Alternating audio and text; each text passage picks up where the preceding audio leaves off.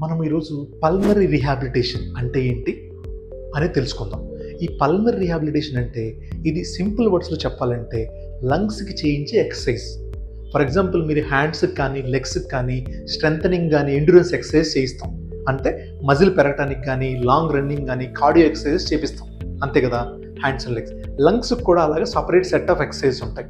అంటే deep breathing exercise కానీ, incentive spirometry అంటే బాల్ ఎక్సర్సైజ్ కానీ, diaphragmatic breathing, flat diaphragm breathing కానీ, ఇలా డిఫరెంట్ టైప్స్ ఆఫ్ ఎక్సర్సైజ్ ఉంటాయి. ఈ ఎక్సర్సైజ్ అన్నిటినీ కలిపి మనము పల్మనరీ రీహాబిలిటేషన్ అంటాం. ఇది పల్మనరీ రీహాబిలిటేషన్ అనేది ఎవరికి చేస్తాం? ఎవరిలో ఉంటే క్రానిక్ రెస్పిరేటరీ డిసీజ్ అంటే ఎక్కువ రోజులు లంగ్ జబ్బుతో బాధపడుతున్న వాళ్ళు, అంటే సిఓపిడి అవ్వచ్చు, ఐఎల్డి ఇంటర్స్టిషియల్ లంగ్ డిసీజ్ అవ్వచ్చు, క్రానిక్ బ్రాంకియల్ ఆస్తమా అలాంటి పేషెంట్స్లో, క్రానిక్ బ్రాంకెక్టాసిస్ అలాంటి పేషెంట్స్లో, ఇలా క్రానిక్ రెస్పిరేటరీ డిసీజ్ ఏదున్నా సరే ఈ డిసీజెస్లో పల్మనరీ రీహాబిలిటేషన్ అనేది compulsory, recommended by national and international guide lines. అది ఇంకో క్వశ్చన్ ఏంటంటే, కార్డియాక్ పేషెంట్స్, గుండె జబ్బు కానీ బ్రెయిన్ జబ్బు కానీ ఉన్న వాళ్ళకి కూడా ఈ లంగ్ ఎక్సర్సైజెస్ పల్మనరీ రీహాబిలిటేషన్ చేయించవచ్చా అని చాలామంది అడుగుతారు. అది కంపల్సరీగా చేయించవచ్చండి.